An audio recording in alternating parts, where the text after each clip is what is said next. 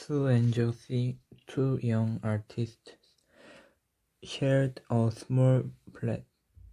The flat was on the third story of an old house. Josie fell very seriously ill in November. She had pneumonia. She would lie in her bed without moving, just gazing out of the window. So her friend became very worried. She sent for the doctor, although he came every day. There was no change in Josie's condition.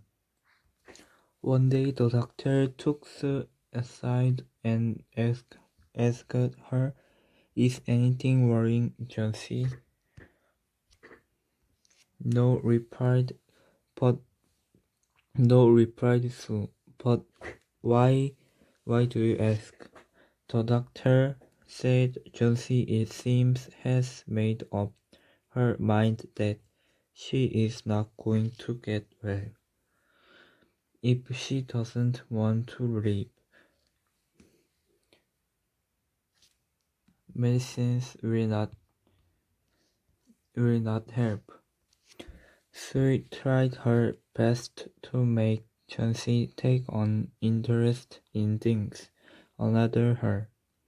She talked about quotes and patience, but Josie did not respond.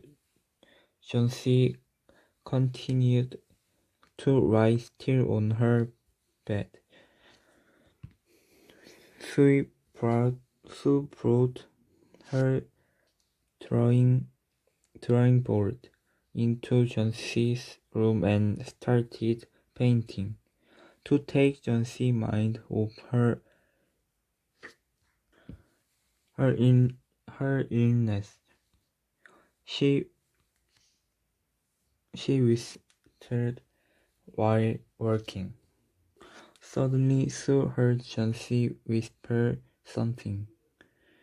She quickly rushed to the bed and heard Josie counting. Backyard. She was looking out of the window and was saying, 12. After some time, she whispered, 11, then 10, then 9, 8, 7. Sue anxiously looked out of window. She saw an old ivy creeper climbing halfway up. The bricks were opposite their window. In the strong wind outside, the creeper was shedding its leaves. "What is it, dear?" Sue asked. 6, whispered Josie. "They are falling faster now. 3 days ago, there were almost 100 leaves. There are only 5 left now." "It is autumn," said Sue, "and the leaves will fall. When the last leaf falls, I will die," said Josie, with finality. "I have known this for the last 3 days." "Oh, that's nonsense," replied Sue. "What have old ivy leaves to do with your getting well? The doctor is confident that you will get better." Chauncey did not say anything. Sue went and brought her a bowl of soup. I don't want any soup, said Chauncey. I am not hungry. Now there are only four ribs left. I want to see the last one before it gets dark. Then I will sleep forever. Sue sat on Chauncey's bed, kissed her, and said, "You are not going to die. I can't throw the curtain, but I need the light. I want to finish the painting and get some money for us. Please, my dear prince," she begged. She begged. Chauncey promised not to look out of the window while I paint.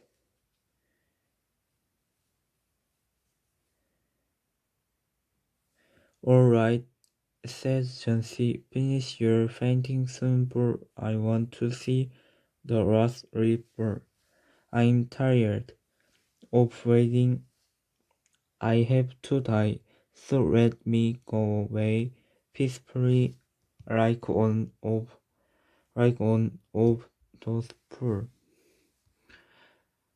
tired ribs. Try to sleep," said Sue. "I have to paint an old miner. I will call Bergman up to be my model." Sue rushed down. Bergman lived on the ground floor. He was 60 years old painter. His lifelong dream was to paint a masterpiece, but that had remained a dream. Sue poured out her worries to Bergman.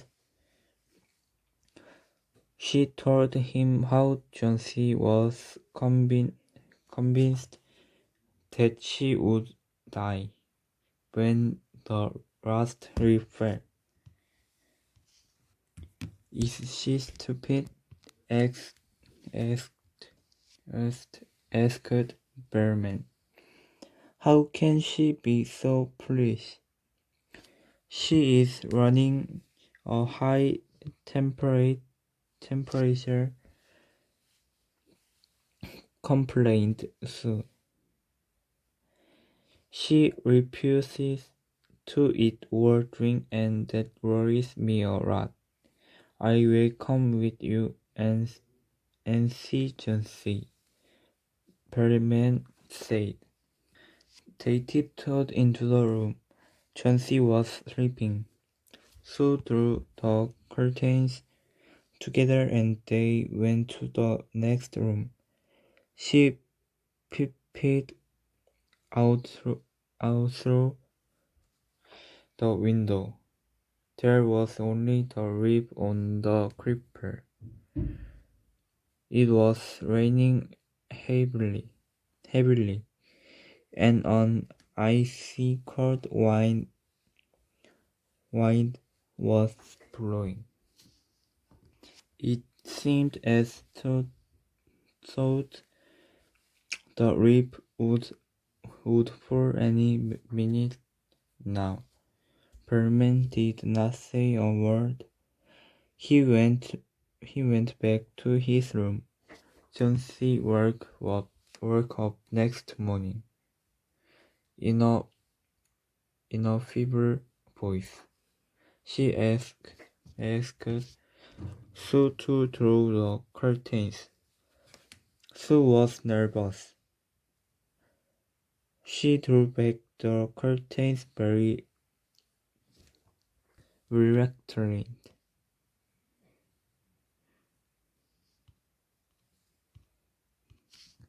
Oh, so exclaimed as she looked at the pine creeper. Look, there is still one leaf on the creeper. It looks quiet. It looks quiet, green, and healthy. Health, healthy. In spite, in spite of the storm and the fierce wind, it didn't pour. I heard the wind last night, said Jonesy. I thought it would have fallen. It will surely pour today. Then, then I will die.